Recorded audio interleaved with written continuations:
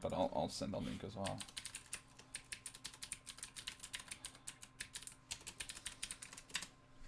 Since I've been doing all my other D&D stuff on my main channel, I figured, why not this as well? But anyway, welcome back, you guys. At least those of you who can make it here today. It's really good to see you guys again. It's been a while, and you know, one shot was great, but I've really missed, you know, playing our campaign and DMing. That's why I did like 40 hours of work on the campaign over our break, which is way too much. But what can you do? But anyway, since you guys are ready to get started, I'd say we dive right back in. So, and also because Bruno, you couldn't make it last time, I'm going to give a little more of an in-depth recap, and also to the other two, you know, just jump in with any additional details that might be relevant that I skip over, because obviously it's more fun if you guys are able to recount it from the position of your characters, and thankfully Turnock wasn't actually there for most of it, so it's reasonable as well to recount it in character. In any case, last time we met with the Ashen Hearts. They were still recovering from the terrible nightmares which Pax, the mysterious voice of what turned out to be an aboleth, had trapped them in. Yet their tribulations were not without merit, for Pax offered you a choice. You could all join him in ridding the world of divine and outside influences in exchange for supposedly awesome power, or you could all sod off. Now, in the debates that followed, it was eventually Kor who ended up hesitating, after 3 of you had already accepted. And Kor it was who then unexpectedly also met with the Clockmaker. What transpired there in truth, only he can tell you. But he supposes that the Clockmaker would have been no better than Pax, and he rejected them both, denying these would-be patrons the patronage to your party. Following this, you spent the morning debating what you should do next in the Stormcrow Tavern, but you were caught up following a strange and unexpected tiefling that showed up to a strange alleyway. You didn't catch the tiefling, but you did find yourselves inside of the Arcana Acquisitas again, the strange, mysterious shop that you had seen once before. There, once again, you met Basil, the shopkeeper, who pleaded for your help in freeing him from this terrible place that he's been imprisoned, this shop, and for your help in freeing him from his jailer, Cyric, the god of murder.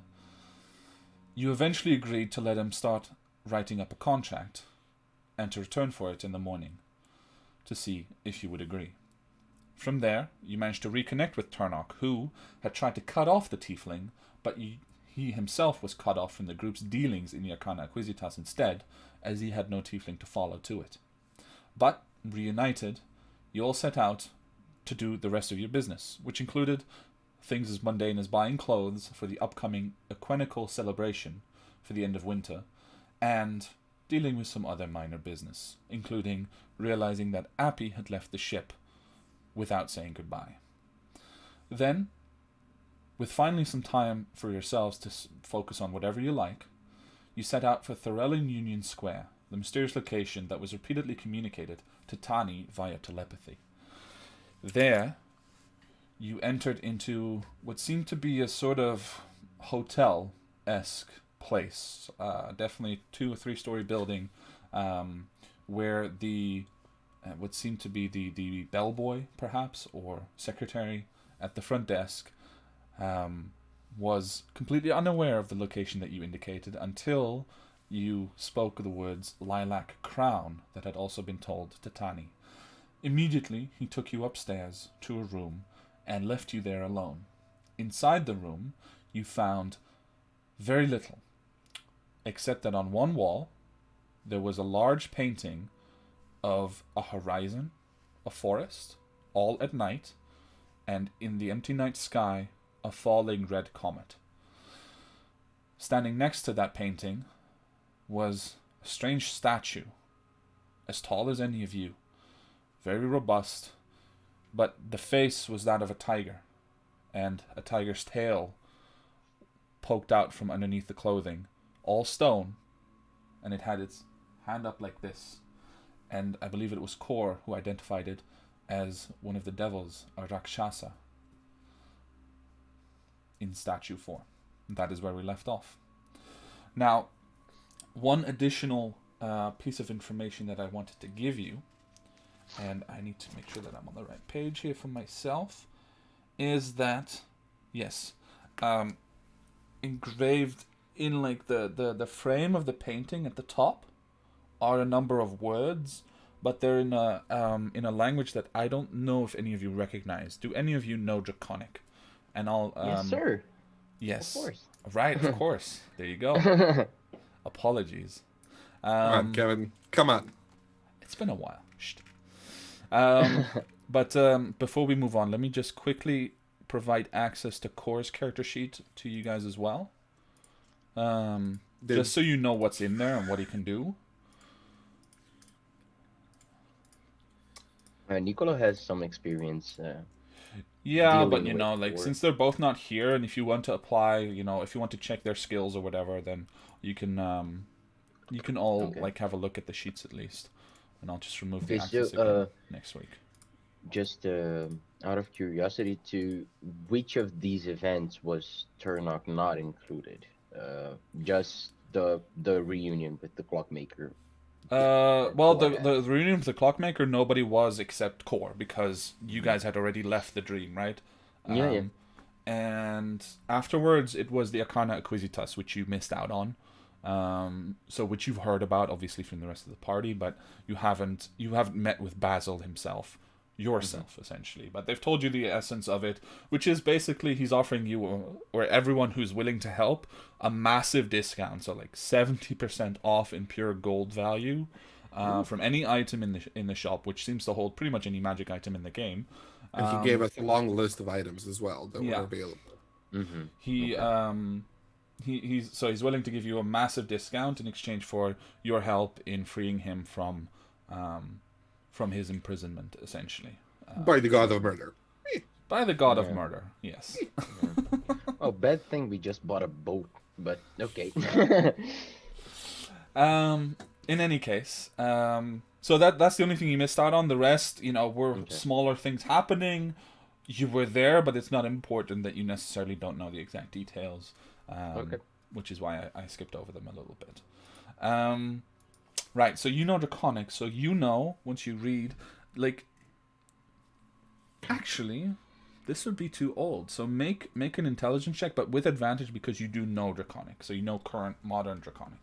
Intelligence Yeah, check. I was going to ask, can I help because maybe of my arcane knowledge and stuff, but if he already has advantage, it's fine. Yeah.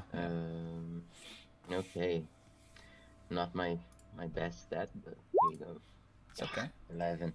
Okay, I will say on this side and especially with no pressure on you guys, and you have some time to kind of start puzzling through it.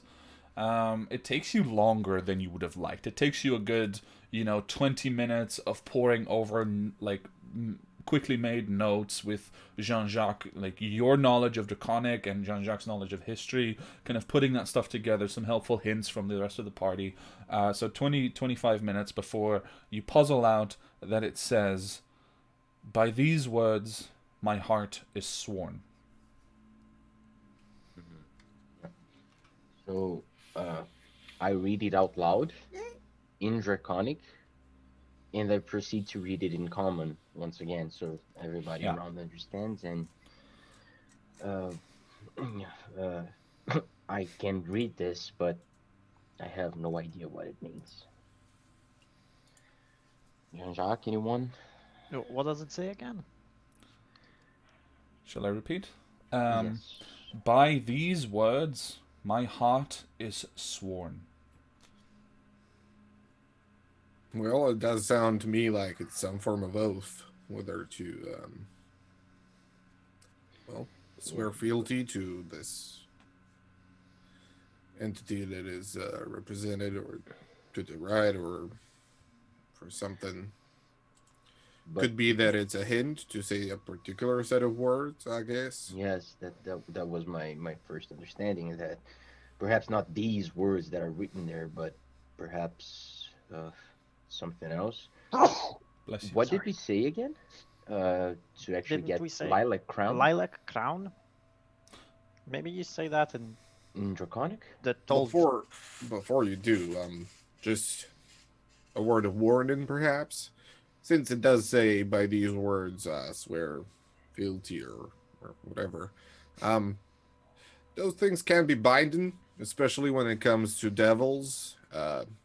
You wouldn't want to stumble unawares into a contract with an abyssal or hellish entity, because those are, well, nasty. Immortal soul being sold off and you suffering for eternity in some or later or another. I'm standing there checking the statue out and the minute details of it and how weird it looks. Okay. As you do so, you quickly notice that even though it's completely made of stone, you it has this illusion on it where the eyes seem to follow you wherever you go in the room. So it's just standing there with its like hand cupping the ear, seemingly expecting to hear something, and it just keeps. Each of you has the feeling that it's watching you constantly because of how the eyes have been made. So in this room, there's this statue and what else? Just a large painting, and the rest is literally bare. There's nothing. There's not even a window. It's just bare walls. And Can this I- large painting, what is it? What exactly it's depicting? So, and by large, I mean like from the floor to above your head, and it covers most of one wall. But you see in it a very simple depiction of a night sky. Underneath it is laid out a very large expanse of forest. You think maybe there's like the outline of a lake inside the forest, but it's very well made. It's dark. You can't really see it very well. And the night sky, you obviously see a number of stars and a single red comet streaking across it. Very large, very prominent. On the painting, as you're looking at it, you would say the comet is about this big, like maybe, a small football. Okay. Can I use my knowledge of the arcane to investigate the painting and the statue for any signs of magical glyphs or any inert or active magics? Sure. That might be. Go ahead and make an Arcana check on one for each. One for the painting and one for the All right. statue. So I'll do painting first. Okay. It's 24, and then the statue, a 10. Okay. Anticlimactic, but Is Core with us? Core is is with you, yes. So is Yeah. Tani. But I will say, and it's kind of appropriate actually that although it's unfortunate that Kira can't be here, but Tani is very quiet and withdrawn about the whole thing. She's taking it all in, but she's very reluctant to kind of engage in discussing or debating what it might mean. And you can see that it seems to bother her significantly in some fashion. The Arcana checks. So as you inspect, right, and you take a closer look, the painting especially draws your attention, and you notice very quickly that around the comet, what seem to be extremely well drawn flames of the entry are actual flames. Like when you get close to it, it has a very little bit of heat. It seems that it's almost like like the actual falling comet was captured within the painting, and something is preventing it magically from burning away the rest of the canvas. The statue or nothing? On the statue, nothing really stands out to you, other than that it seems to be obviously magical in some fashion, just by proximity to the painting and the strange arrangement here, but nothing about what its exact magical nature might be. And there isn't anything about the painting other than the flames that I can say, like maybe, there's a trigger of some sort that might go off if the right words are said or anything like that. Nothing beyond what you've already discovered. Okay. So, what conclusions do you wish to draw from that, or are your own? Of Yeah, course? yeah. Ideas, but.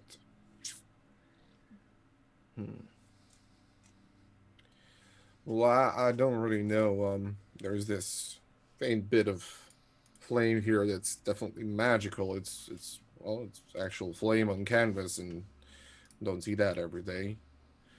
My initial hunch is that perhaps there's either a specific set of words that need to be said, or these words that are inscribed at the top of the painting need to be said while doing a particular set of actions, motions, or something of the like. But what that would do, I cannot say. I'm assuming it might be some form of doorway, perhaps. Would knowing what kind of magic this is help you? Potentially, yeah. Core, can't you do that thing where you detect magic? I can't actually. He would say, because Yeah. I've looked and he doesn't have detect magic, I don't think. No, does. that would be, I think... Hasn't Did I miss Jean-Jacques it? cast Detect Magic previously? No, I'd never Oh. picked it. No, it's core. I just looked at it. Really? Oh, it's Yeah. a first level spell, A right? ritual, I yeah. was looking at second level spells. No, Well, he can't cast it as a ritual because he doesn't have ritual caster, but he can cast it at first level. So yeah, I guess let's do that. Cast detect magic. All right. So, Core takes the point, time to cast Detect Magic, which is not quite a lot of time at all, because it's not a ritual, thankfully. But he still focuses for a moment, and when his eyes open, you just see a very brief silver glint across his eyes before the spell takes effect. And he blinks and he looks around, and he describes to you that both the statue and the painting are magical, and but that they are different magical schools. So now I need to very quickly confirm the magical school that I have in mind. So the painting Is it the whole painting or just the comet? the whole painting is conjuration-based magic. But he definitely indicates that the concentration, so he describes it as a sort of myriad of colors, right? And they all kind of concentrate on the comet, but the whole painting has this same glow to it. So while the spell seems to be concentrated on the comet, it seems that the whole painting is affected somehow. And the statue is afflicted with transmutation magic. Oh, don't like either of those things. Well, I don't know either of those things. That much. Yeah. Well, conjuration is usually for summoning of some kind. This particular case, I guess it could be a creature, but might also be a doorway.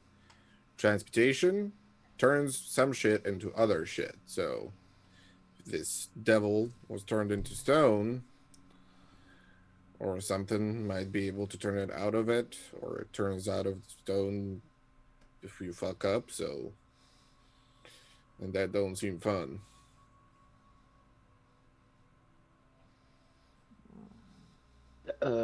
Kevin, Yes. how is it's like the statue is like really close to one wall and the painting on the opposite, or there's No, like, so you have the they side by painting on the side? wall, and then the statue is like it basically in front of it in the corner. Okay. Can I investigate the area around the statue, looking specifically to see if there's a difference in any form of like dust or refuse or whatever on the floor in front of the statue, as if somebody were perhaps either standing or kneeling in front of it at some point? Sure, make Like an any investigation check. discoloration or anything like Yeah. that. And I would say anyone can help you. So with everyone there looking as well, once Yeah. you start looking, you can have advantage basically by default. Alrighty. 16. 16. Okay. As you start to look around, you definitely notice that although it's very faint, there's actually no noticeable difference in the dust on the ground, except for footsteps. But you're having a hard time placing those, whether those are your parties or Yep. recently placed by someone else. But around the entire perimeter of the painting, of the canvas and the frame, you see a very thin layer maybe like 3 centimeters wide outwards, where it's just a slightly lighter, no, sorry, darker color, as if something had burnt it a little bit, just a little bit. Hmm.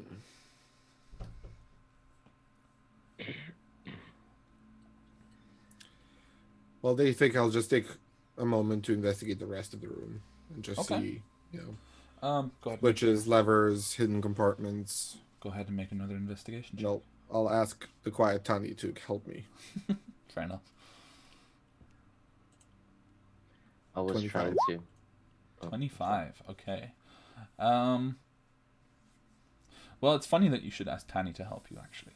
So as you go around this room and you start to look at every nook and cranny, every little crack in the walls, everything that might indicate something being there, and return with nothing.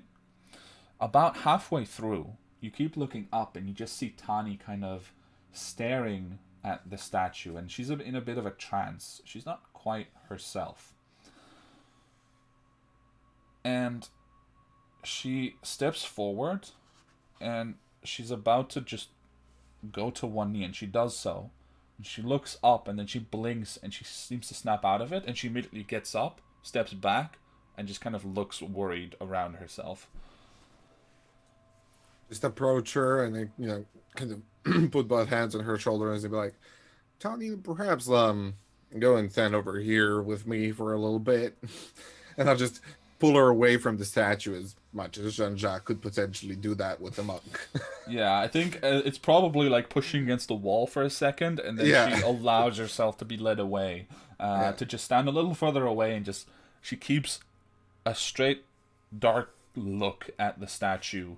And you notice that in spite of everything, like her left hand is at her side flexing, but her right hand is still over her heart, the way that she was about to do when she was kneeling. She's just like clutching it now, for comfort almost, but it's the same feeling. It looked, I think, actually, why don't you all three of you roll insight? Can I roll for Cora as well? Nah, it won't be as much fun. Yes! Turnock! It's fine. You all Nice. got insight. All right. So Turnock, you're the one who kind of identifies it, and maybe you even call the group together without Tani to discuss. You know, as you just turn your back and kind of look around nonchalantly, you just to make it look like you're not conspiring against anyone. But you're able to inform the group that it definitely looked like what you've seen a thousand times before: someone swearing loyalty, someone swearing themselves to a master of some kind. Yeah. So I turn to the guys, and after I say that, I say one more thing. I don't know if this is the ideal situation for Tani to be here with us, or even to proceed to whatever this, well, will lead us to. Because Yeah. Before we continue, Kevin, remind me, it's roughly like midday at this point, right? Yeah, pretty much. And it's the Thursday when we're supposed to go to Jean-Pierre's party, or is it the day before? No. It is currently, if I'm correct, it is Tuesday. currently no. It is Saturday. Saturday, right? And on Sunday, you've been invited to Sunday. Jean-Pierre's engagement, let's say. Shindig. Yes. Right. And then in the morning, we're supposed to meet back up with Basil. That is correct. Okay. We've spoken with. Okay. Well, and I haven't had the time to caught up with you before, but perhaps we need to speed up, considering there are other things as well that we all may want to tend to beforehand. This is not quite the time or the situation for us to discuss it, but know that there are more things going around that we do need to tend to. Indeed. I approached the statue, and like I get really close to almost if I wanted to whisper Mm-hmm. towards the hand doing this, and I kind of, I not kneel, but I squat there, and I'm just, just kind of waiting. And I just turn to the guys and I say, suggestions? Because I don't think that there's any other way for us to proceed here. Quick question, by the way. Jean-Jacques, you were inspecting the entire room, correct? Would that Correct, also yeah. include the door that you guys came Yeah. through? Yeah, Okay. pretty much. So I will say that probably at this point you arrive at the door while Turnock asks for suggestions. And for a brief moment, you actually notice the faint glimmer of something that's not quite there. And then it flashes for everyone in the room to see. Could you please make a wisdom saving throw, please, for me? Would Oh, that everyone perhaps have to do with being charmed? It does, so you do have advantage. Is it everyone or just him? Just him. Oh, okay. You guys see the magical effect go off, but you're not affected in the same way. Okay. Jean-Jacques, you were kind of leaning close to the floor, and then you were working your way up, and as soon as you were almost at normal standing height, this flash happened. You blink for a moment, and you are fine. I'm gonna send you a whisper though. Yeah. You are fine. You're but fine. I'm going to send you You're a whisper. fine, but you're hearing voices. Meaning, in about 12 seconds, you're dead. Barnack looks at all of you. So yeah, I'll just look at all of you. Like, this, I don't understand any of this. So I'll just take a small rest here, and I'll sit down next to the painting, and I'll basically lean against the painting. Because you said that that's the biggest wall, right? Yeah, so I'll just sit down and lean against the painting. You're touching the painting? Whoops. I think so. Would you not, please? Do you know? If you don't know what's happening, do you think that doing anything that may interfere with what's happening going to help us? Nope. No, I have no idea what's happening, but the painting looks fine. Do I? Do you see me doing something, though? I don't know. You were asking for suggestions. What do you know, Barnack? What do you know? And then I just turn my back to him again, and I'm just waiting again, right next to the statue. And I turn to Jean-Jacques. I'm going to try to talk to him. Does he like flinch when the flash comes up? No. No. I just kind of turn around and I shrug. No hidden latches, compartments, or any levers of any kind. I turn to Jean-Jacques once again, and I say, I don't think that whatever needs to be said in Draconic per se. However, there might be a connection with the dragon culture. And that's my guess, based mostly on, well, the language of what's written there, and our dear friend's Tani's reaction to this entire situation. Indeed. Yeah. Yeah, I have to say I'm a bit disconcerted with Tani's disposition. No offense, Tani. In our usual manner, I do believe we've stumbled upon something head first, and that this might require a little bit more thought. So I would actually propose that we move away for the time being, and I can confer with my friend, and I tap the ring on my finger. And I'm also, I received a missive this morning from an old acquaintance that might be able to help. And I would meet them this evening. Mm-hmm. Well, okay.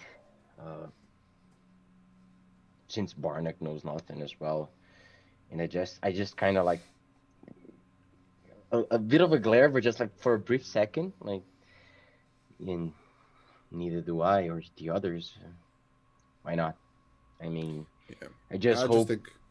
Yeah, I just hope that this stays here. I don't know. Yeah, I kind of look around the room and I say, yeah, I don't think it's going anywhere. To be honest, Tani's been receiving these messages for weeks now, so Mhm. my assumption is that this is a more of a permanent installment. Okay. Okay. We do have business to attend to. I think there are some clothes waiting for us and things, and as I mentioned, I have this acquaintance to meet, so perhaps we can take a little bit of Mhm. time to consider. Okay. Okay. I like I at this point in time I just give up and I'm going to open the door and prepare myself to step outside if Okay. nobody Can I stops me. ask you, what is your passive perception on Turnock? Mine? Yes. Yeah. 14. Okay. Um, you notice very briefly on the left side, so you came from the right, and that's where the stairs are, but on the left side, when it goes around the corner, um, you see someone, probably, it seems like someone dressed in a sort of servant's uniform, probably attending these rooms, was definitely looking around the corner waiting for someone to emerge and quickly disappeared the moment that you did. Mm-hmm. I like have I actually stepped out of the door yet? I I would did, say right? your head and like 1 foot maybe, but that's about it. Like you weren't fully out. I kind of I do like this to the group and I turn around and I say we were being watched, or if we weren't, they just wanted to know if when we were leaving. I really need some magic for people watching us. Yeah, yeah, you do. As you tell them to wait, someone emerges from that corner, but this time it seems to be some kind of gentleman in quite fancy clothes, quite tall, maybe half elf of some kind, walking by, not paying you any attention, seems to just be in his own world, and walks past and starts heading down and out. What do you want to do? Uh, excuse me, sir. So like he's maybe 2 steps past you when he stops and he turns and you just see one long eyebrow raised in confusion, but he doesn't say anything yet. Uh, I'm sorry to interrupt your business, but considering the nature of this place, I don't know what else to expect. Uh, I'm sorry to interrupt you. I extend my hand to him and I say like, Turnock. Just looks at it, looks back to you. Tarnok, I'm very busy. What do you need? Um, I was just hoping, well, perhaps you may, you may know more about this place than I do, and or my friends. Uh, do you come here often? Cause, well, I just stopped. I stopped for a second, and I just look back to the guys, and I'm really unsure on how much I want to disclose, or how much I want to say, or how much I want to keep this person around. So I'm just expecting kind of somebody to jump in, and I turn to him once again, and I say, "Oh, perhaps, perhaps you are too busy. Perhaps this is none of your concern. I'm sorry to interrupt you today. Have a Not a have a good one." problem. I stay in room 19, sometimes on business. So if you wish to discuss anything that is important, and he looks kind of past you into the room, confused, then perhaps you may call upon me. But understand that I'm not there often. In any case, have a good day. And he heads on. You too, sir. Ah, poor And eyebrow. I do. I turn back, and I get really close to Jean Jacques. I stare him down and I say, "Are you okay?" Yeah, I'm fine. Why are you concerned? This seems the kind of situation where you usually step up. So, uh, I'm sorry, I was lost in my thoughts thinking about, and I kind of like nod my head yeah. back. Uh-huh. I just I stare him down once again, and it's just yeah, yeah. Just pay more attention to our surroundings, please. Will do. It's a good point, Turnock. And I just start heading down and going outside of the building. All right. So you head down the stairs, past the attendant at the front desk again. This wispy halfling on a stool essentially, who just waves you a polite goodbye as you start to head out. In the lobby, by the way, there is like a little table with a couple of comfortable chairs around it, where there seems to be one person sitting. It seems to be a dwarf of some kind. But other than that, nothing draws your attention as being particularly weird about this place. It seems to be, by all accounts, just a regular old hotel in a fancy upscale neighborhood. But that one room, it just it's so much different than the rest. So, you guys head out. Where do you want to go next? What did we say the time was? Like midday? It's about midday. Yeah, let's say one. You have an appointment in the evening, and the rest of Yes. us have clothes to pick up. Okay. So, well, I'm guessing that we're now going to get our clothes and at least be able to get them and properly store them before we proceed. Okay. Shall we? As we're going, Kev, Mhm. I need to. Well, we're walking by, so I think we have time for me to catch them up Definitely. with the things that I found out. Before and those things, just for me to clarify, those things actually I uncovered them before I met them for the first time, before I joined them in the nightmare. Okay. Yeah. That's correct. Yeah. Uh-huh. Yeah. In my hiatus, basically. Mhm. So, um, I just turn to all of them and I say, so, for the first time, I actually have some time to tell you what happened for the time that we were separated. I kept following the trace of the old crown, and as if it was on the Marquis's possession, I was uh, following him around, trying to discover what was his agenda, what were the things that, well, he was standing to here in Postitia that were related to this crown. And well, I was actually lucky enough to learn that there is something unfolding related to the Old Kingdom and to the restoration of the Old Kingdom. But this was my conclusion. None of the conversations that I was able to pick up actually lead me to that. What actually happened as a factual was that they were staying in the Sun Hall Palace.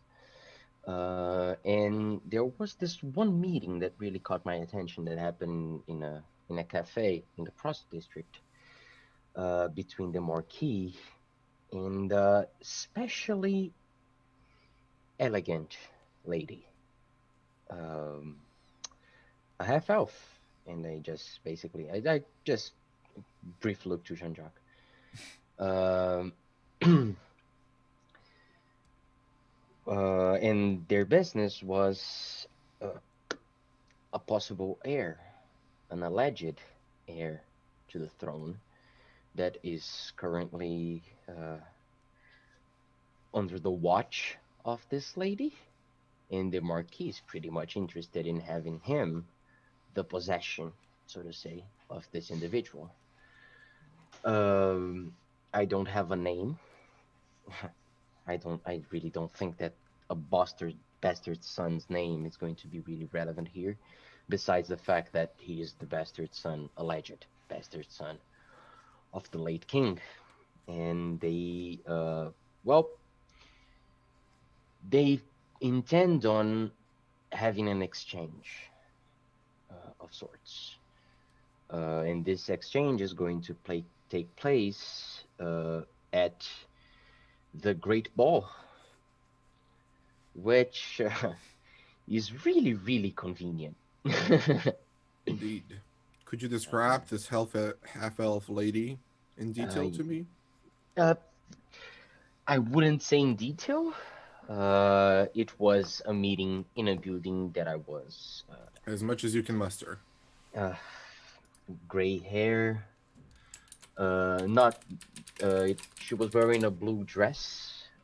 Seemed an educated person, wealthy one at that.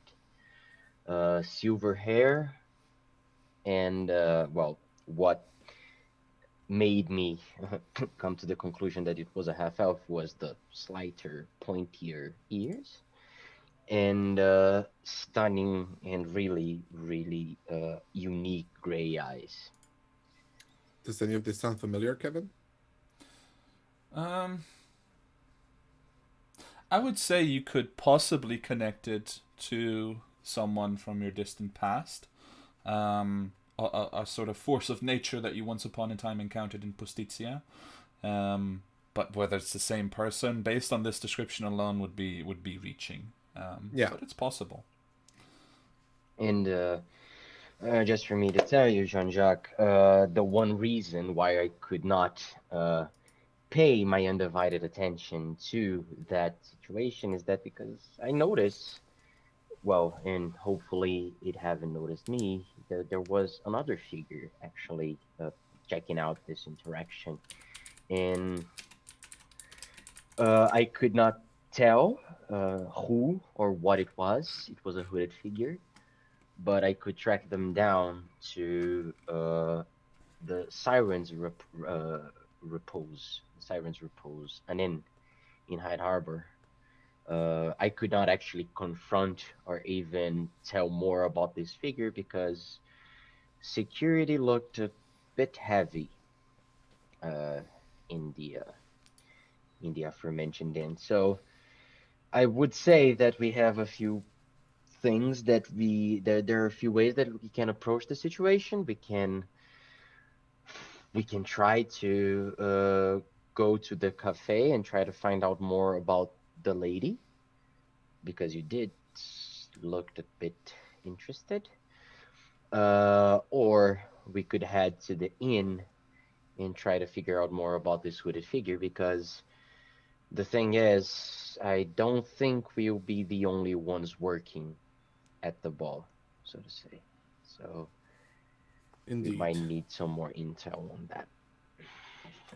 Does the Siren's Repose mean anything in terms of is it a popular? You and Barnack spot? both being familiar with sailing locations and places that sailors frequent. The Siren's Repose is kind of a. I mean, it's a nice enough place, but it's quite shady. It's quite a shady brothel, in fact. Okay, so it's not like frequent hangout spot for the wealthy and necessarily. I mean, it's not no. But Ritz or whatever, right? But it's also not the cafe that was described. It's a different location. There's like three of us who have never been to a brothel, right? We had that conversation earlier. Okay. Definitely not Jean-Jacques. Yeah, and not Barnack And as no well. Barnack.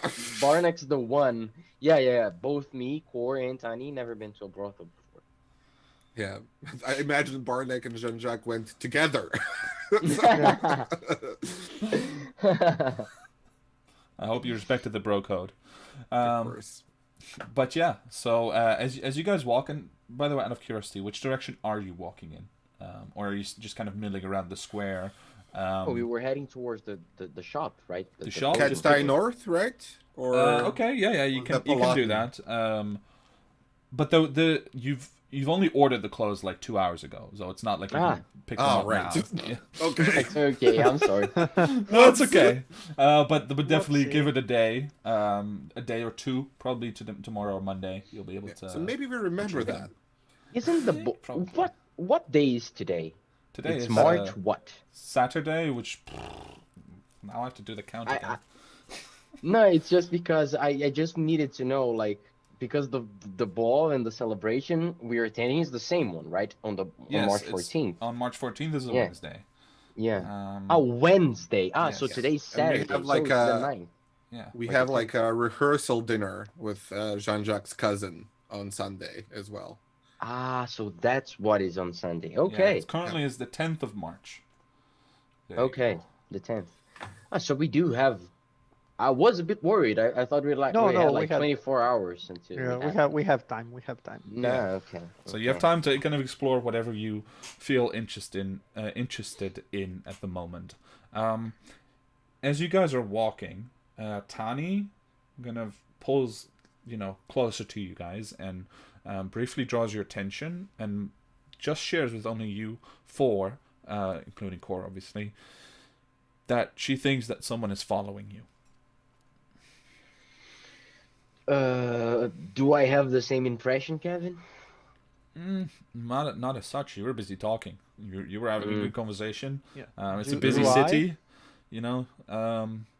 But yeah, Tani's got the feeling someone's following you, but that's also because she's just been constantly looking over her shoulder back in the direction that you came from the hotel, in the Union Square.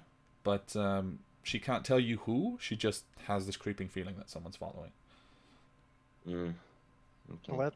Let's turn into an alleyway and see if Yeah. Well, Tani's right. maybe don't all of us turn. If you allow me, I can turn into an alleyway and hide myself. Then I can hang out a little bit back and see if I can Okay. spot this individual. Okay.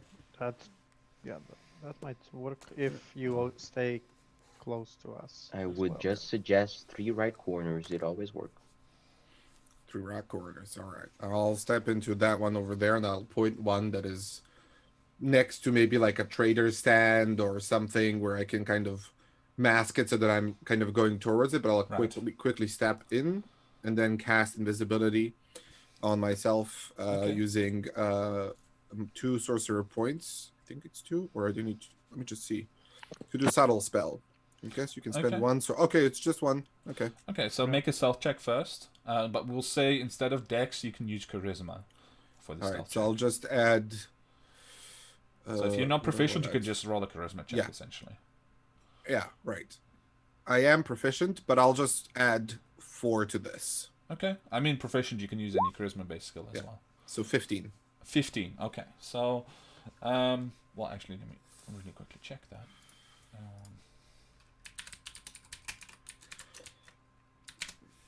This is pre-invis, right? To kind of Yeah, it's hide basically to disappear without notes. That's Yeah. why it's charisma as well, because you get to kind Yeah. of make it look like you just disappear into the crowd. Yeah. So you dive into the alleyway and you instantly cast cast subtle spell invisibility on yourself, and so you kind of duck into an alleyway, and then your intention was to just keep walking and come right out and rejoin the party, or Essentially, yeah. but fall back Not a little bit rejoin from them, there. but kind of like stay in the alleyway, wait for a little bit, and then observe the crowd and see if anybody's like intently Okay. Yeah. watching And or following them along. And then after like they move no, away 30, 40 paces, I'll start following along while still observing. yeah, and what we are going to do, us that are still walking, and at least it's what I'm going to lead them to do. You do as you please, but I'm going to take 3 right corners. I'm going Okay. to right, and then right, and see, and then I'll wait, try to regather with Jean-Jacques later Okay. on. So I know Barnack and Turnock are both quite observant. So you know the alleyway that Jean-Jacques indicated, and you saw him disappear essentially. As you guys turned the corner, which it was not that far from the alleyway, you just around the next building essentially. Both of you are kind of looking out of the corner of your eye where he disappeared, and you see a dwarven figure walking into that alleyway as well, like past the stand, the same one that Jean-Jacques had passed, and just kind of reach out, and Jean-Jacques, you feel an arm just try to lock onto yours, and pull you in. Like he was, the figure was looking, but they saw you probably go invisible, and they just tried to grab you.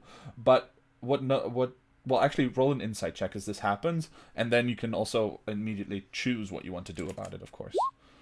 12. Okay. It's confusing, but perhaps not as threatening as you would have expected from someone following you and doing whatever they're doing. But at the same time, they are trying to grab you. So, What do you want to do as you see the arm coming for you and does make contact, so they know roughly where you are, but they haven't grabbed you yet because obviously that would be a grapple. Right. Does this figure look at all familiar at a quick glance? Except that it was sitting in the lobby of a particular hotel that you just left. Okay, so it was that guy. So, and we saw, actually, me and Bornak, we saw Jean-Jacques going invisible, and we saw somebody trying to grab... Somebody, like a dwarf just holding out an arm, trying to lock onto someone. Like, it looked really weird because you don't see whatever they're going towards. So it's just like someone walking with their arm in the air and kind of trying to pull into an alleyway. Yeah, I head back, and just, I don't get my sword out, but my rapier's out. Like, okay. So for you, the rapier comes out in the crowd already, like on the street, or do you wait until you're near the alley? No, like I have my hand on the rapier, like it's not out. As I'm walking towards them and I'm getting close enough, I'm going to take it out. Well, we'll get to that because first Jean-Jacques gets to act, of course. So, okay. Go ahead. So he's already touching me, right? He's he's just made contact. It's like in that moment, like the action is happening, right? But we freeze frame to see what Jean-Jacques actually does. Well, I'll try and grab the wrist so Okay. it doesn't encompass me totally, but I'm gonna wait and see what the figure does. Okay. As it kind of locks onto you a little bit, and you grab the wrist, it doesn't try to force the grip any further, but it just stops and kind of swings around, like what happens when you put your arm around a pole or something, and you just kind of swing around, and it just kind of stops, and you hear a voice that does not match the dwarf at all. And in fact, you realize now that even though the arm looks like it's coming up, it feels like the figure that's holding onto you is the same size as you, and not nearly as muscular or as dwarvish as it seems to be. And you hear a voice, oddly familiar. Jean-Jacques, I saw you leave. We need to talk quickly. And you feel that compulsion that you had picked up to come with this voice, but it doesn't seem to be conscious. It's just happening at the same time. Okay. And that was oddly familiar, you said? Can I place it? Make a history check. Okay. Oh, Jesus. 13. Hold on. It does not sound familiar. Apologies. Wrong character. Okay. All right. Not them, you. Sorry. But yeah. no, we'll get there in a moment. But yeah, so it sounds kind of raspy, but feminine. But in any case, they're holding on to you. They do know your name, and they kind of gently nudge you into the alleyway. Just come with me quickly. Yeah. We need to talk. Yeah. So, do I see Turnock approaching? Yeah, definitely. All right. So I'll drop invisibility. Okay. Using another sorcery point, I'll cast message. Okay. And I'll just say to Turnock, hang it back for a moment. I know this person. Okay. And I'll go with them. I stop, but I'm not going to stop following them. I'll just give them some space, and but I'm going to keep tracking them down. I'm going to track them down, like from the further distance that I can, as far as I can, but close enough for me not to lose track of them. Okay. But if I lose track of them, it's not going to be the end of the world as well. I don't want to my intention is to just make sure that Jean-Jacques all right. If I actually get the impression that he's all right, there's going to be no problem. All right. So there's a bit of an odd look from the nearby stand that's standing outside of the shop, where the seller just kind of looks over at you appearing, blinks once, twice, and then goes on with their business. But the dwarf releases you and just kind of waits for you to turn around and just puts a hand on your back and gently nudges you inside the alleyway. As soon as you're kind of in the shadow of the actual buildings around you, and it's barely wide enough for two people to stand here, really. But as soon as you're in there, the shape drops and you see a disguise self spell disappear. And you see a red-skinned tiefling standing there, which... I apologize, you don't know, but those observing from afar, Kor, Tani, and Barnak definitely recognize as Cadence. but in much more business-like attire. Like she's got quite formal wear, not anything high and mighty, but just like formal business clothing for someone who works like in some kind of office in the city. And she kind of gently nudges you a bit closer, and looks you in the eye, and she says, "Allow me to remove what happened in the room." And she just kind of places her fingers next to your face, if you allow it. And do you allow it, is the question, I suppose. Well, how do I feel about her wanting to do that? Like, what's I mean, my there's instinct? no like precious ring involved that you want to keep feeling that way. It's just it was compelling you to act in a way to agree with her, at least in terms of the command that you received telepathically. And I do get the sense she's the one. Mm-hmm. Yeah, that- it's the same Oh voice. yeah, in that Yeah. in Wait, that but case, I will. how doesn't Jean-Jacques? Because he wasn't there. You guys did Ashheart alone without Jean-Jacques. That Right, was my I mistake. completely forgot that he. Yeah.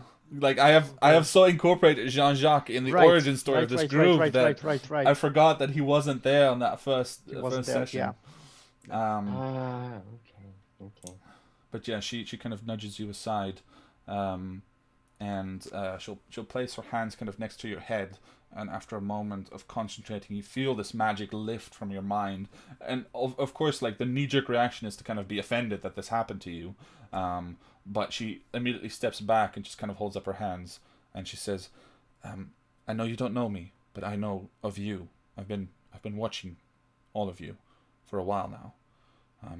Can we beckon the others? Possibly. I think all of us need to talk. That trap was not set for you. That makes this better. So I do apologize, but when you go sniffing, perhaps where you shouldn't." it's the risk we involve ourselves in. I take no offense. And I'll message again Turnock without using a sorcery point this time because we're further in. Okay. And I'll say, gather the others. This person claims they know us all.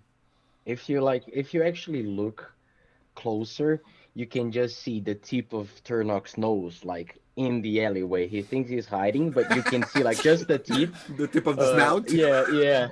Yeah, and probably as you get the message, like one of the workers behind the stall also just accidentally bumps into you and pushes you into full view because they're just like, what are you doing, man? I need to hello, and he just walks past. Yeah. As I just stumble in, I just do like this to Jean-Jacques and calling the others that are just right there. I believe that they.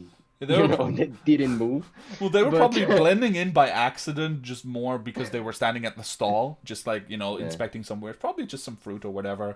But yeah, like one by one, you guys can kind of join each other in the alleyway. It's very narrow, like I said, so kind of it's just like you guys on one side and her on the other side, just standing there facing each other. But by the time that you all arrive there, she smiles and kind of looks over, and you see she has kind of like a dark tuft of hair between the horns, and two like quite small horns that don't really protrude that much. And like I said, quite formal clothing. She seems to be well versed in the city life of some sort, and in spite of knowing that it's the same person, Barnack, it still feels weird because she looks and acts very differently from the way that you encountered her, and you now get the impression that she was under some kind of disguise or was pretending to be other than she was. But this does explain a little bit about why the boy didn't arrive at the Craig as you intended. Yeah. All right. So she kind of looks you guys up and down, and she extends a hand to Jean-Jacques first and then to Turnock. I'm sorry we haven't been properly introduced, but my name is Cadence. I work for the Unusual Services Division of the Commission here in Postizia. Is this like a thing that we know of? You've heard of the Unusual Services Division. It is a bit of a rumor in most cases, although those who are higher up in civil government definitely know it's a fact. But it's essentially supposedly the arm of a special commission that was formed by the Grand Assembly to do espionage, counter-espionage, that sort of thing, but with a particular focus on or rather with an expansive scope of influence. So it deals with both domestic and international threats, but also with interdimensional. So they investigate a wide scope of things, and you can imagine them a little bit. I don't want to make the comparison because they're very different, but a little bit like the Men in Black. That sort of idea of whatever is important and threatens Postizia is their turf, essentially. Nice. Kevin, do I actually notice? She greets me. She greets Jean-Jacques. Yes. What is the reaction or interaction between her and the other three? Are they warmer towards each other? Are they skeptical, or they're like a little bit I weary? think that would What's depend. happening? I would think that would depend on the other players. So I will not necessarily speak for Core or Tani, but Barnak can definitely give you his reaction. I can tell you that from her side, she is definitely hesitant in the way of. I mean, she's definitely an adult, but in the way that a child might seem when caught out in a lie. But less shameful and more just, oh, this is awkward because the last time we saw each other, I was pretending to be someone else. So And that's that- kind We of the. we gave her money even, I think, didn't we? You did a little bit, yeah. My point here is to actually understand that is this reaction expressive enough for me to be under the impression that they know each other, because Oh they did yeah, not for greet Barnak, themselves. yes. For Barnak, They yes, because Barnak, the moment he gets to the alleyway and he sees her, he looks like his weird self, his stupid self. And he's like, aren't you at the Craig Cadence? I do apologize. Why are you wearing that thing? That's for people with money. Did you get... Yes, I'm very sorry about that, but unfortunately, the last time we met, I was forced to maintain a ruse, and I would have maintained it now, except for two factors. One, that unfortunately your companion Jean-Jacques here was accidentally afflicted by a trap set for some other people, and two, it seems that you might be investigating the same thing that I am, and having kept track of your achievements over the past few months, I thought it might be beneficial to share some information. Yeah, unusual services and unusual methods. If you know these people, call them by the name. Stop following us around. One these times you're going to get yourself killed because you just approached me wrong. I think I'll be alright. But all the same, I had to be certain first that you were not involved in some other capacity. But the fact that you didn't get through speaks volumes about the fact that you're not with them. She kind of looks to see if there's a reaction when she says them. Does anyone... While she was talking, Yeah. I wanted to quickly give her a once over and analyze her. Other than the obvious, her attire and stuff, I'm trying to kind of glean, does she set her feet like, somebody that's experienced at hand-to-hand combat? Is she more of, hand hovering near a spell book, that sort of thing, just to kind of see if I can gauge what is her... Well, I would say that immediately when you... Knowing spies myself. I would say that immediately when she removed the spell, you briefly saw her pocket a very small piece of rather mundane looking crystal, very common among spellcasters, but from the way that she's attired and how...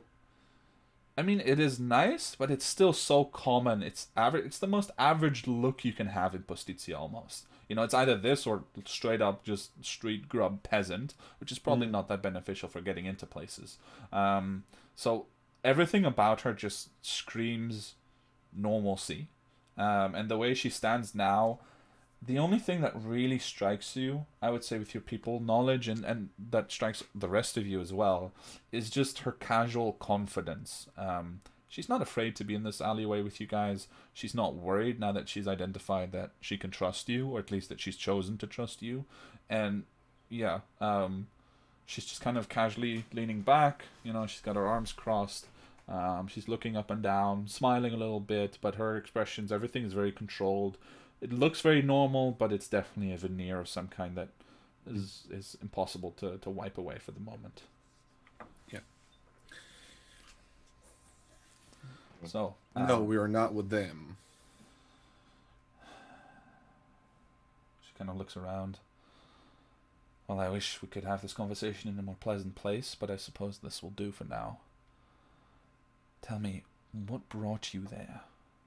Because to my knowledge, only initiates of the cult know of that place. I've not seen anyone but initiates enter and exit that building for the past 5 weeks of observation. This is the alleyway, right? Yeah. I'm now standing at a wall, like leaned against the wall, like really staring at Tony, like Okay. really. Yeah, Okay. Tanya's probably just kind of staring at the opposite wall, not really engaging with this whole thing. Seeing the awkwardness over there, I'll try and occupy her vision as much as possible. And I'll go like, we intercepted communications from whom we believe to be cultists, saying that they should convene at this hotel or this establishment and use a particular code word to get inside. And we're just investigating the room where you set the trap, see if we can find any clues or information that would assist us in deconstructing their plans further. She produces one of those thin notepads, that you see detectives have, for example, in TV shows. And she kind of flips it open and produces a very thin, small pencil as well, and just makes a few notes. And she looks up. I hope you don't mind if I ask a few questions first. Of course, hit me back. But I'm curious, what is your interest in particular?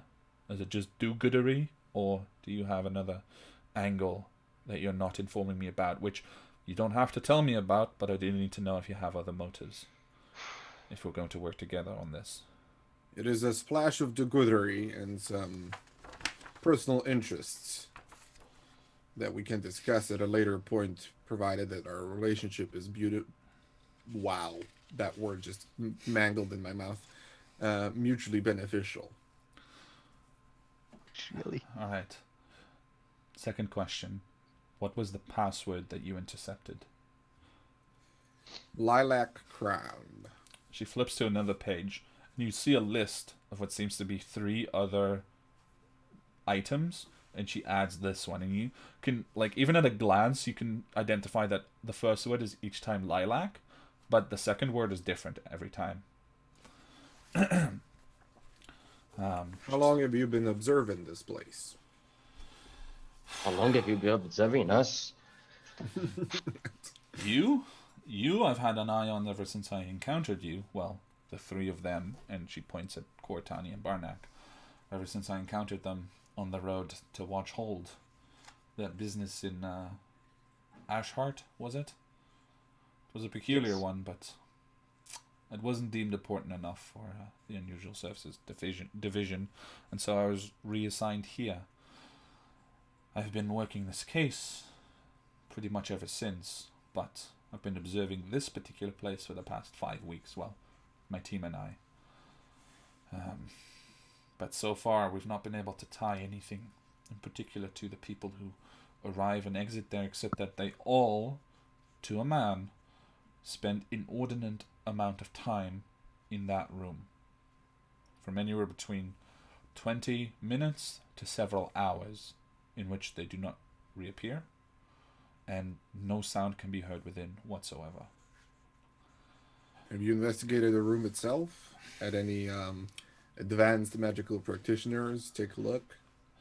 I have, but we're hesitant to pursue the more in-depth methods that would likely destroy the site and thus make it impossible to follow up with anyone, because as soon as the word goes out that it's no longer accessible, whoever was coming there won't be coming there anymore.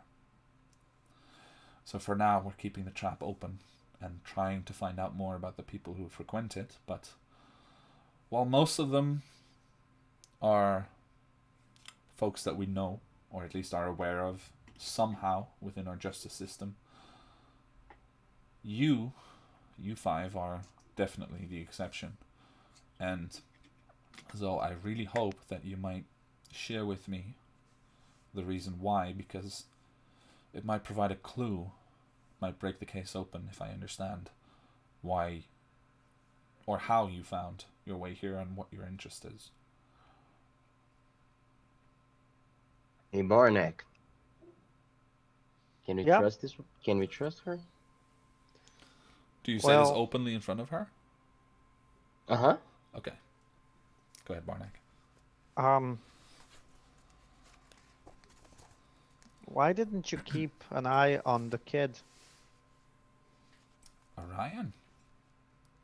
I gave him the money that you gave me and a little extra and told him to start a new life. What am I, a babysitter?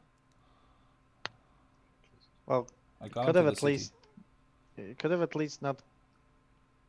Well, you could have at least stuck until he made a correct choice and not a wrong one. What'd he do? He joined Bruxo's gang. I mean, I wouldn't call it an intelligent choice, but it's one way to survive. Is this about your son again? I'll have to teach him to make better choices. Yes. I'll She do just that in kind the of future. looks confused. Your son? It's don't. It's don't. She just stares at Jean-Jacques confused. It's a long story. It's Just a, rubbing his temple, like. It's a very long story. It's an adopted son, kinda. You adopted a son, and he joined Bruxo's gang as well? No, Orion. I almost kinda adopted Orion. It's Well, that's very kind of you, I Long story. suppose. it's a long story. Anyway, Tornok, what you told us, what you asked. I mean, she didn't not help us in Ashheart. She didn't not help you. Yeah, That's the- Okay. best thing I can give you. She Alright. didn't not help us. Oh, actually, I can give you something more. I showed her the golden thing that we had. And Mm. she didn't do anything about it. She kind of pauses for a moment, and she's about to go like, well, Yeah, what you do understand the nature of my job is to gather information first and foremost. she gathered information, Tarnok. Yes, there is a report at headquarters about the unidentified item I'm that you sorry. carry. Well, I will add, because Turnuk is not from the Republic, so I'll add from my end.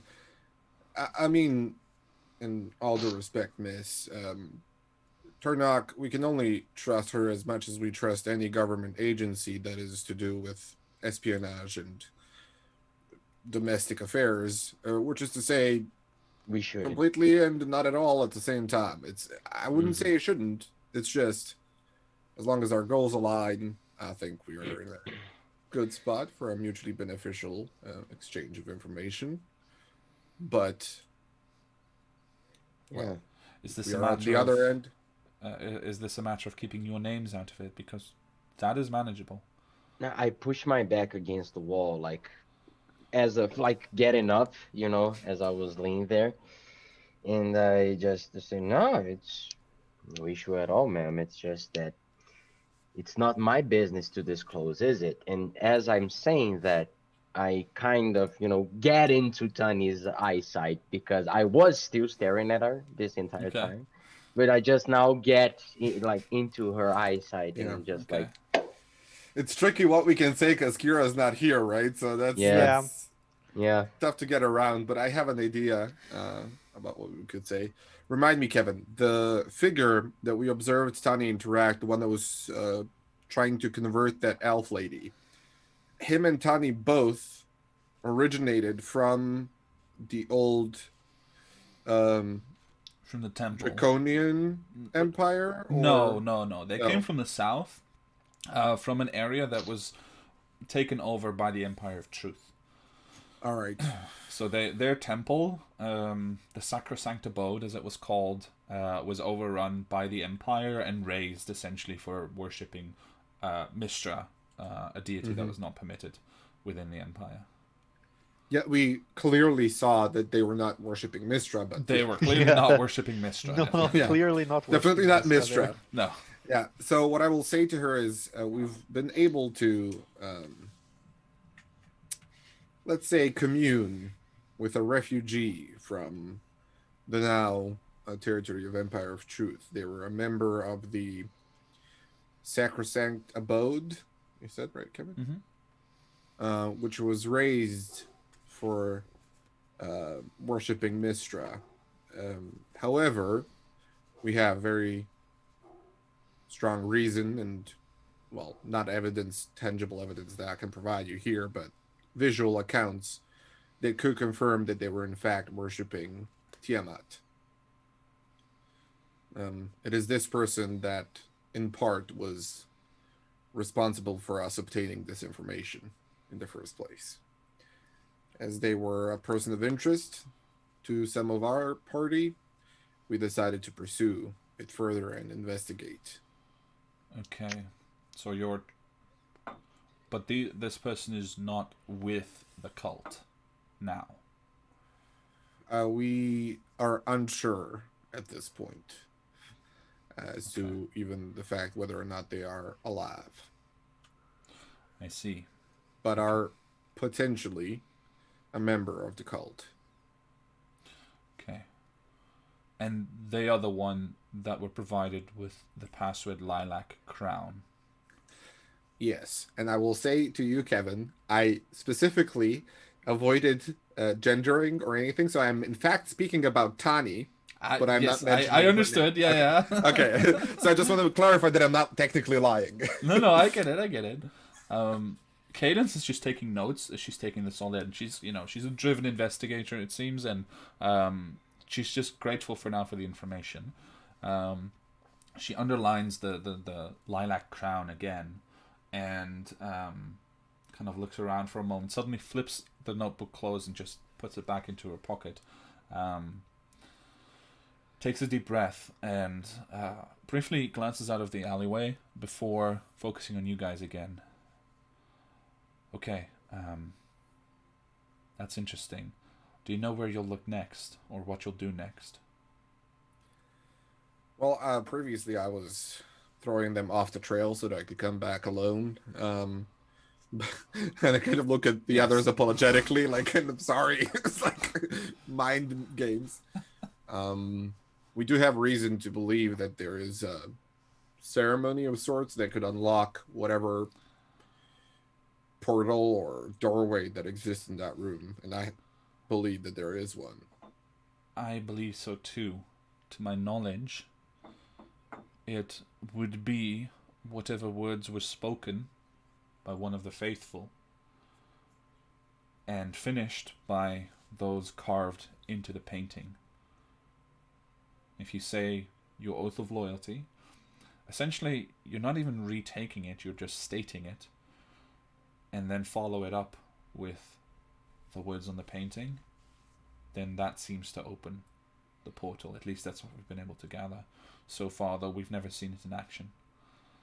We've been hesitant to try something ourselves for fear of what it might mean, but perhaps if you can track down your associate, and if they've already spoken words of fealty and broken free, then they could repeat the oath without negative consequences. Whatever oath We they have a might have means taken. of communicating, so that should be potentially possible. She kind of squints at you for a moment. I thought you weren't sure if they were still alive. Not sure, but we have means of communicating and potentially hearing back from them. Very well. Okay, I need to go. Return to my post. But you can find me in room 19, as I told you. Just let me know if you need any help. We'll continue to observe, and we may begin to implement plans of our own if nothing comes from this investigation soon, because my superiors have a sinking feeling that this is going to go south very quickly if we don't act on it in the near future. So please let me know if you hear anything. I will be very eagerly looking for any information that you might be able to share. Will do. And just as a point of order, if we were to provide this information to you or provide you with more information that could advance your investigation, would we be able to broker some kind of recompense from your organization on matters that we are ourselves interested in? Of course. We have a number of executive powers at our disposal, so if you require, within reason, certain means to operate within the city or the Republic at large, then we may be able to strike a deal for you. Or we can simply compensate you for your efforts, as I think is usual in your line of work. But I can tell you that the division has a lot of discretionary funds available that we can use for such means. Very well. And could we also trade in information if we needed it? Or some other things? Possibly, but it's not... I'm not the acting case officer for anything else, so it would have to go through official channels if I request other information that you need.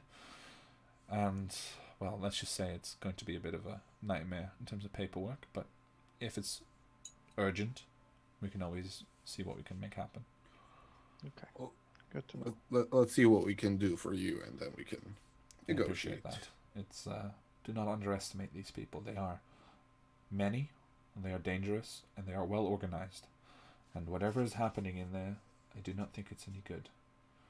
And if you intend to open the door simply because you found your associate, then please at least send notice so that we can be there with backup in case anything goes very poorly for you. That is much appreciated. Of course. All right, I need to go back. And she starts trying to get out of the alleyway, which is kind of awkward, just shuffling past all of you. And as she's going, I'm not bolt. telling that I'm not telling that to her, but she's listening, I guess. Sure. I just turn to all of them and say, I definitely don't like her. I don't want. Response from her. Yeah. I just wanted her to know, like, I don't want to sound like I'm threatening her. That's why I didn't say that to her face. But I just want, I want her to know, like, it's important. Okay. Don't mess with me, man. She knows. She doesn't give a Thank you. response, but she knows. So you're As all that's standing in a happening- line in an alleyway. Yeah. What would you like to Nah. do? I just turned to Jean-Jacques and I said, I definitely knew there was something up with you. And I didn't want to leave you alone. At first, I just thought you were fleeing, you know. Speaks to your Watch. wisdom, Bernok. Not many I can just learn that. I just say it again. Watch your surroundings. Don't get caught in traps. Not gonna happen. Yeah, I have to say my innate abilities have failed me on this one. I'm not usually as susceptible to these types of magic. Gullible. Yeah. It's called Snap gullible. out of it. Barnek, if anybody would know, you would. my friend. Exactly. I know. You're an expert. True. Yeah, But yeah. an expert Snap out of it, nonetheless. At this Gullible point, king of legends. at this So point, what I do? No, I'm sorry. Hold on. Before you even get to do anything at this point, one of the assistants from one of the stalls on the street just pokes his head in and says, "Aye, listen up. If you want to stay here any longer and do whatever the five of you are doing and make out or whatever, you're gonna have to pay some rent to my boss. All right? So get out. We'll pay rent." Yeah. In a second, I'm getting. No, out, no, I'm getting out. now. You can pay me a gold piece and you've got it for the I next 10 throw him a minutes. gold piece. Just look the other way, friend.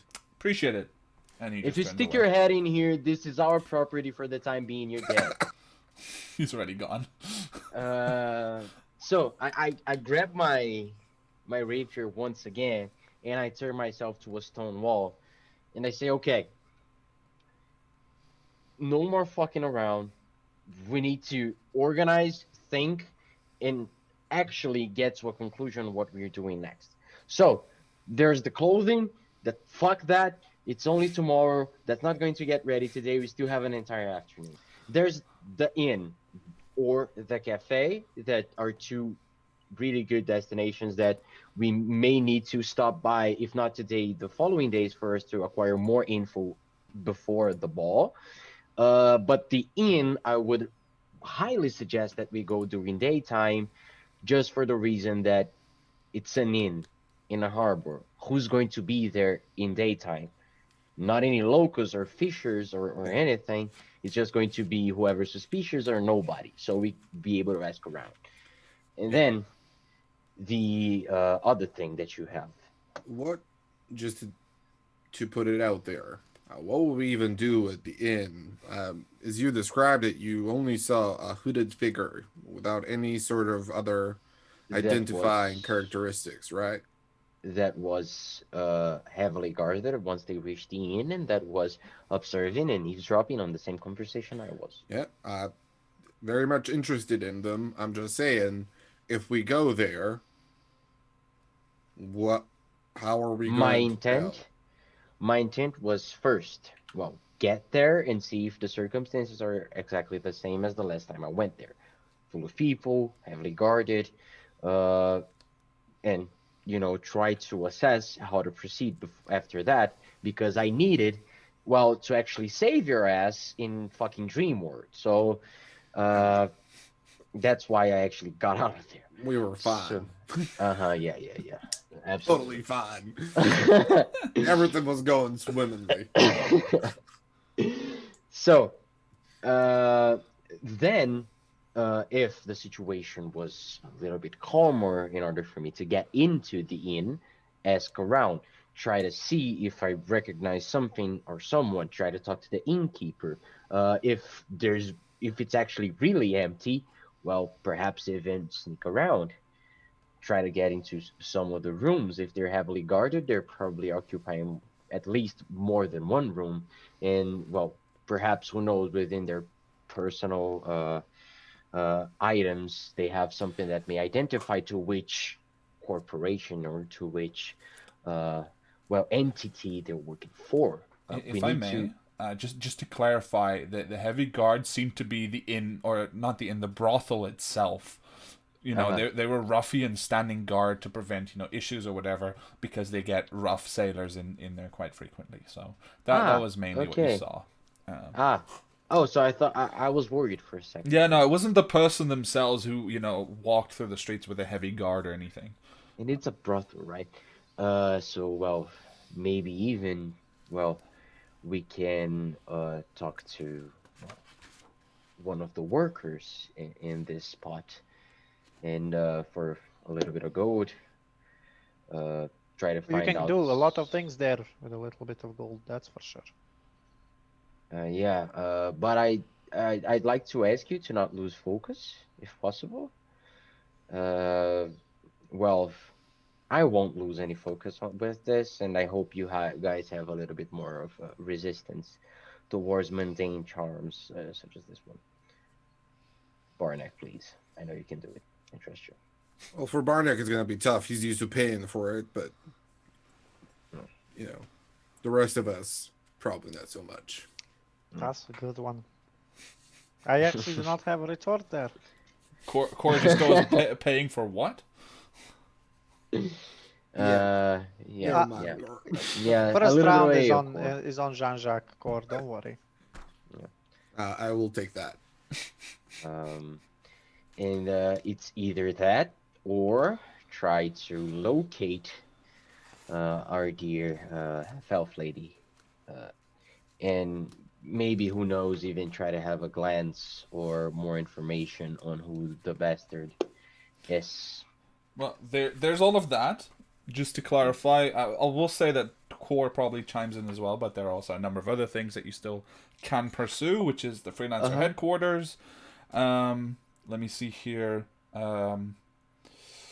You have Oh. well, tomorrow's dinner, of course, so you might want to prepare for that a little bit to make sure that people have their table manners ready. Yeah, we're gonna have a class. And there are the murders as well that you wanted to investigate. Oh yeah. And as you know, we're kind of recalling that, of course you're saying, but we're kind of chiming in. So there's that, there's that. I'm with my knife kind of on the wall, like Sure. this, wait, like this, like kind of making notes, like so there's this, then this, Okay. then this, then this, What? just trying to keep count of everything. You're fitting right in the group. What? Don't write our plans and knife on a wall in a random I'm not street. writing plans. I'm counting how many Oh, stuff we okay. have to do. Like I'm just like, All right. not taking notes. Runic, a I was runic like, plan without. on the wall. No, no. Yeah, we're looking I'm for the just cult trying- of the dragon, guys. No, it's just like just almost like I was gesturing, just trying to organize my thoughts. That was just it. Sure. Well, before Uh, all of that, let's go to a quiet place and ask a friend of ours who's standing here all quietly if she's okay, and also ask her what she was going to say. Isn't that right, Tani? What she was going to say. Sorry, remind the DM what you're referring to. To the fealty, to the statue. Ah, okay. As soon as you bring that up, she just kind of looks over to you and just shakes her head. Doesn't even say anything, just Tani, you see like the muscles in her jaw kind of and her jaw clenches all together. Just Gently, That- Varnak. Tani, we will have to go through this if you are ever to be look. back to And she back kind to of not. hesitates and she says, in a very quiet voice that you almost don't hear over the hubbub outside of the alleyway. And she says, "I think if I'm there, I can open it." Do you know what the words are, even if you're not there? So No. it's in. Do you think you would know subconsciously? What is that? I was gonna say, Tommy does not know that word, dude. Yeah. the subconscious. I think we went through this already once. Yeah, I don't want to make Tani sound dumb, but she definitely has some. No, I think we legitimately went through it with subconsciously. With subconsciously, yeah, we did. Okay, yeah. There's no such thing as that concept. No, it was subliminally. Oh, Yeah. right, it was subliminally, right. Yeah, but like I said, she's not Subliminal. dumb. She just disconnects on certain definitions and Okay. words. So she just kind But of. But perhaps we can give Tani some room to think. Barnek, whatever is drawing Tani, and we'll be there to, not allow her to do anything that you regret. Don't worry. That's also true. But as you said, Tarnok, we have a lot of things to do. Yeah. And I can add a few more things there. We have the voyage of a lifetime to do to find the ruins or something, and we have I need to go to the freelancers, which can wait until after tomorrow, but I still need to go there. Tani will chime in and probably just say, I'd rather go there than back. Yeah, I Uh, know, Tani. And how much time left for your appointment, Jean-Jacques? That actually was not a lot necessarily. Kevin, remind me because I don't have record of it. Maybe let me just check my OneNote. But what was the exact contents of the RB note? I think it was past 9. Find him in Ostre Park. Any day, right? Any day, pretty much, yeah. Yeah. It is around at around 9 p.m. this evening, but Ha! that one I would need to do myself. Yeah, I just interrupted him like halfway through because that part that you were going alone, I actually got it. When you say 9 p.m., I just say, "Ha!" Now we have plenty of time left. Yeah, it's all right. We It's do all right. So, indeed. if y'all want to go to the freelancers headquarters, well, I guess that's as Well, close to a solid plan as we have because just heading blindly to the inn or to the cafe, we're going to waste too much time. Well, if Jean-Jacques needs to go alone to the park tonight, we can go to the brothel tonight as well, because that's when things usually happen there. Don't worry, At Core will Brothos. explain. and Mm-hmm. our patron did indicate that they would be more comfortable with at least some of us in, and since our appointments are late in the evening, I don't think we'll be able to make it back by curfew, which, if I remember correctly, was around 10. Yes. So maybe Tani and Kor could head back and guard the house. Sounds It's not like a a problem for solid. them. Sounds like a solid idea. I will say probably between the two of them, they raise the point of, do you want to split the party? Well, for myself, I definitely want to because I don't want to take the whole group to meet RB. Okay. Yeah, in But Turnock and otherwise, Barnack. it's Yeah, Turnock and Barnack go to the brothel. Sounds like a good adventure to me too. So Okay. And Do you think it was possible that this figure saw you, Turnock? no, no, it definitely did not. Your confidence is inspiring. Well, He looks at them and suspiciously like, you know, once you're a fucking dragon, you understand that when people notice you, they kind of keep noticing you for a while until they, you know. So right. no, they did not. All right. okay. Right. I am concerned now, though. Tani and Cord do bring up a good point. I'm not afraid for myself, my friend and I, although Well, what Don't about the freelancers at least? Shouldn't we do that together? we can, but Barnack, what do you hope to achieve in the short term by visiting there? There was a solicitor that we wanted to see. Was that not more prudent than the actual headquarters? It was.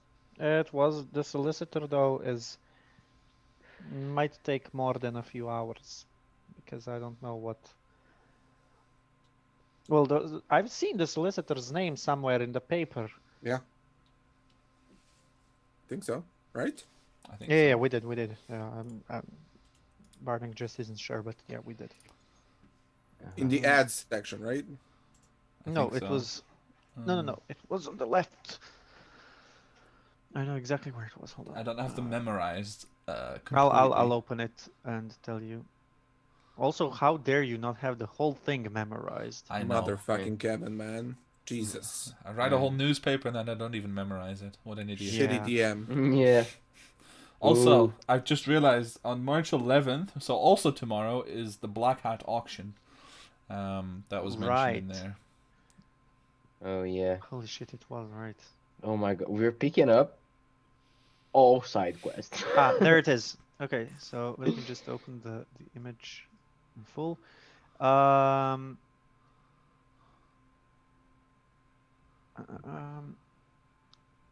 Here it was here.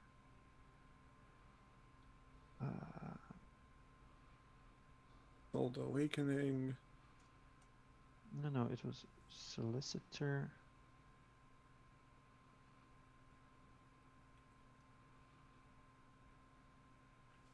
Darn it, where was it? It was on the left. I'm 100% sure it was on the left. Was he embroiled in some way with the killings? Might have been. I think so. Mr. Winchester, Lady Groening, Grundig. Freelancer intervention. Dispatch. Honorable Sonorius. Wait, it Delegation. says something about freelancers. The killing of the Lady Grundig is the most high-profile death yet, and what is now become butcher beast killings, being the third killing that is known. These deaths toss a dark shadow into Black Hat Police Force and forms a challenge. Yet the Honorable Sonorius insists that catching the Ah, here it is. Found him. Yet the stalemate was Pecker's best hope, one which was undermined when to the surprise of all, Arcanist Johann Strauss rescinded his support from the sovereignist side. It's not Arcanist. You said that he is a solicitor, right? Yeah, solicitor. That's correct. So, solicitor Johann Yeah, Strauss. that was a typo indeed. Yeah, you're right. Yeah. Good catch. Interesting. But It's yeah, the second crown-minded reign supreme. yes. Tensions grow in the assembly. Yeah. Yeah. So I'll say the solicitor might have his hands full at the moment with all the things and all the whatever he's doing, and what I need to talk to him might not end that well. And sovereignists are the ones who want to return to the old ways. right. Right?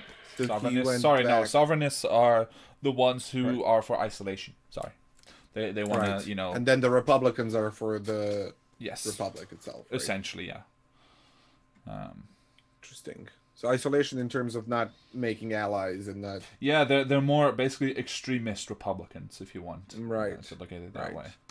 So Strauss, the solicitor that you're interested in, has switched factions from Yes. crown-minded, I guess. No, Two crown-minded, I believe. two crown-minded. And the sovereign. Tarnok, that also ties in with a bit to the perhaps the old crown as well, and what you were talking about, because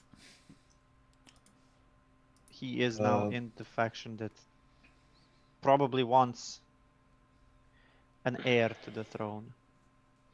Do I believe that they would be associated with the Marquis, Kevin? It's impossible to tell because these factions, there is no royal line in Postizia anymore. It doesn't exist. So royal lines and heirs and that sort of thing is a matter of an existing dukedom kingdom. Which is Ideologically, Postizia. they want the same thing, sort Yeah. of, right? Like, They want to go back, yeah. but even the most ardent royalists, let's say, don't see a future in which at least some version of the Republic survives. But they want, for example, a monarchy with a with a Republican government, that sort of thing. Like the monarch is the head of state, but the Republic mechanism still there to hold influence, because they simply don't have the influence to advocate for a complete turnaround and turn away from this current system. I understand. And it would be political suicide. Yeah, but at least in ideology, they would have, certain of the same views. So they may not be associated, but definitely they've heard of each other. That's what I'm trying to. Possibly, yes. It's possible, yeah. But and Lord Storm, did he say he's a Republican, right? I don't think we've explored his particular affiliation in that sense. I just get the sense that he is, but yeah. He is a lord. He is an old school noble, so it would be. He also does his own shit, so it's like he's a particular character. But yeah, just for a reference as well, so that you understand the scope and whether people know each other or not. The assembly itself is made up of the envoys of the largest trade guild or the largest guilds in each city, which each delegation has between, I think I said 9 and 15 members. So if you consider that the assembly itself is home to probably a good 30 to 50 delegations at any given time, it's a huge group of people. And they have speakers, each of them, that do the main talking, but each of them can essentially stand up and speak to the floor and to the Republic if they wish. So it's not quite the Senate from Star Wars, but it's definitely a huge group of people. They don't always get together at the same time either, but the intricate web of connections and factions crown-minded sovereignist and republican are the broadest strokes with which you can paint them, within which there are so many overlapping lines and fealties that people owe each other that it's almost impossible to really say that you belong to just this or just this. Okay. Yeah, I'm just thinking, Barnack, that if we go to the headquarters itself, we'll just get the standard introductions, perhaps, maybe get shown around a little bit, perhaps even meet some of the taskmasters or one of the higher ups. But I don't know how much we can find out with that type of approach, perhaps. I mean, if you want to do it, I'm with you. I already told you that. But I feel like, especially with his shift in political current, this individual might be more interested in terms of pursuing the goal that you're after. But that would just be my advice. Well, I see where you're coming from. You are the people person here. And at least more than me. So I will Yes, say you're Small right. task. I will say the freelancer headquarters here, it's not the headquarters, right? There's one taskmaster and one librarian. That's it. And it's mainly a storage vault. There's just a wealth of actual information that you can find here if you're allowed access about past contracts, past freelancers, deals, deals, associates, All right. all that sort of that stuff. that's changes. good. That Yes. might actually change things. Yeah. Yeah. It's been a while since we touched upon that, so I just Yeah. probably needed to reiterate. Right. We might be able to get some more information from those vaults, from those archives, if we can get, well, get those people to let us in. Well, I the mean, thing is, why wouldn't they? We are freelancers still. yeah. Well, the the thing is, Republic. for tonight we're set, right? We already have our plans for tonight. We are heading to the inn, and you are going to do your thing. So, I mean, we do have the option to go and pursue some other goals this afternoon, but at the same time, we do have a lot already. So there's also the possibility of just hanging back for the time being, and just proceeding further into our goals later tonight. We could regroup at Lord Storm's abode, and you, Jean-Jacques, can tell us exactly how to deal with people tomorrow. Well, I think that is a bit of a longer conversation, so I will mostly be focused on how not to offend our host or the guests there, and how not to seem totally out of place. But it is our out of placeness that will be interesting, and that is sometimes an asset. So I'll just try and prepare you for the ridiculousness of high society. Yeah, Barnack, I wouldn't say 12, but I have worked in places such as the ones that we are going to go to. And the secret is just remain quiet. Like, Can't do shut that. the fuck up. Like, There's no that's way. Nope. Just FYI, you guys are having this entire conversation lined up in a very narrow alleyway, like yelling across the line to each other to get, Yeah, I had envisioned like I was standing in front of them with my knife onto the wall, like Sure. basically pointing out, just like a teacher in front, like a class of students, and we're just talking, just back and forth, back and Sure, forth. sure, but there's definitely a kind of having to raise your voice because you're still in a busy city street, like it's only a couple meters away, so just Why don't for we reference. why don't we go to closest tavern and then discuss this further? Okay. We might as well make our way to Lord Storm's then, and then Yeah, Yeah, yeah. even better. Okay. I would Yeah, I rather. mean, yeah. So you guys head back to Lord Storm's. It takes you a good, let's say, from where you were, it takes you a good 25 minutes or so of walking to get there, pushing through the streets and everything. But you do make it back to the estate, which is a blissful oasis of peace in the relative chaos of the city as it is. But so is most of Catstein North, being both a walled district and the place where nobility still retains some of their privileges at large. So you make it back to the estate. You don't see the lady anywhere at the moment. Neither do you find Lord Storm, but you do find that one particular guardsman who had been more than friendly to you the previous day. And he just kind of greet you guys. Oh, hi, welcome back. Can I get you guys anything? Do you need anything? Where's Core's Mastiff? It's still lying out on the grass beyond the. Ah, so he's there. Yeah. Nice. Okay. We came back for a day of rest, I would say. If we may enter. Of course, please come in. I mean, you're already on the grounds, but he definitely opens the door to the house for you and lets you in. You know if there's any loose food in the kitchen that we might procure for ourselves for an afternoon meal. He kind of looks over his head, over his shoulder to the other guard, and just holds up a finger. I'll just be right back.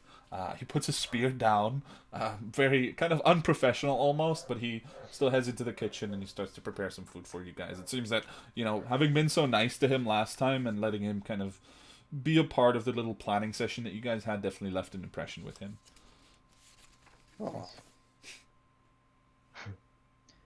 So, Jesus. Tarnok, as you Yes, were sir. saying, we should shut up. Oh yes, most definitely. The thing is, these people, most of their interactions, they're just trying to show, well, to their fella that their decks are bigger than theirs. So, if you don't get into the who has the biggest deck competition, they probably just will leave you be. That's the thing. Don't. And I know that I recollect, and I said this was a fucking bad example to use with Bornek of all people. And I say like, please just don't try to make any new friends. That's what I'm saying. I know this is, well, not the immediate instinct, but I'll ask you to resist to it the same way that I asked you to resist to the temptations that, well, we're going to submit ourselves through tonight. All right, I'll try, but remember, if I drink a bit more than normal, or if anyone says anything bad about sailors, No, I'll be there to hold you back. Don't worry. yeah, do that then, Yeah, because if yeah. someone says something bad about sailors, you'll definitely have to hold me back. It's okay. I'll just whisper in your ear something bad about your mom, and then somebody's for sure. you'll be calmer about the sailor thing, and you just want to hit me, and then it'll be fine. You haven't Messing with known you, me for Bornak. you Don't haven't worry. known me for a while. Make sure I don't hear anything bad about sailors. Yeah. Okay. Okay. Okay. All That's right. going to be so hard. So you guys are served a platter of various meats and bread and cheeses, basically probably leftovers from the guardsmen's meat and breakfast that they had. But he places it on the table before you, and you're back in the sitting room essentially on those comfortable couches, talking and resting. Before we proceed, thank you very much. Can I just grab a couple more things in terms of cutlery and stuff? I have a class to hold. Yeah, please be my guest. I'm sure So Lord Storm won't mind. I'll go out and I'll grab the plain stuff, but I'll arrange it so that, there's a small fork, Sure. there's a big fork, there's a small spoon, a big spoon, and 3 kinds of knives and whatever. And then I'll go into the proper etiquette of eating at a fine Okay. feast, and kind of walk them through what, how to greet everybody and all of the procedural bullshit that is so annoying with high society, but everybody in high society cares so much about. Okay. And then I would like you to roll a what would this be? Teaching? A teaching. Teaching. I would say roll a d20 and add your intelligence and charisma.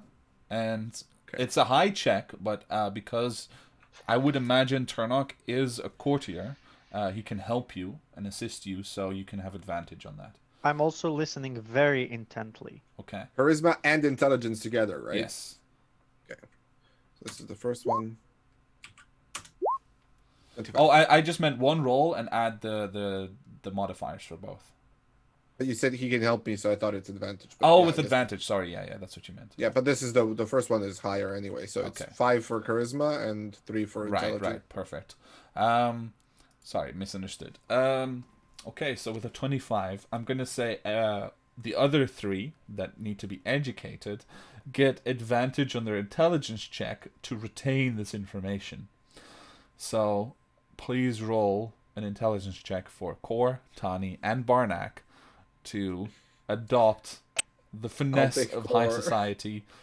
At least the very basics, right? It's not like you're gonna Oh, teach poor everything. But... no. Oh, okay. With the -1. Wait, Yeah. Core is actually the least intelligent of us here. I mean, his approach to subterfuge indicates that. That's true. although that is weird. he is charismatic, so you'd think, I'll go for Tanya again. Or Yeah. you're- Yeah, I mean, one of you Kevin, do for each. my background has, position of privilege, but I don't think that, counts actually for my background, right? That's just something that D&D has, and because I'm a noble background, because I'm a member of an order, that it's, respected in some way, shape, or form. But Well, I mean, no, because we probably need to discuss this a little bit beyond that then. But that also ties into, like, your background is more also who you were. So, like, we said your order came up relatively recently in life, so your position of privilege might be something that ties in more into who you were before, even though it might have been criminal. You might have still come from a family of some kind, right? We just never really decided that, because we decided to go at it one step at a time. Yep. Oh boy, those are rolls. Wait, I have more intelligence than both of them. That's perfect. Yes. I didn't know this. Okay. But it definitely applies to Arnarch in whichever way we decide to give as a reason for it, but it definitely applies since it's part of Okay. your background.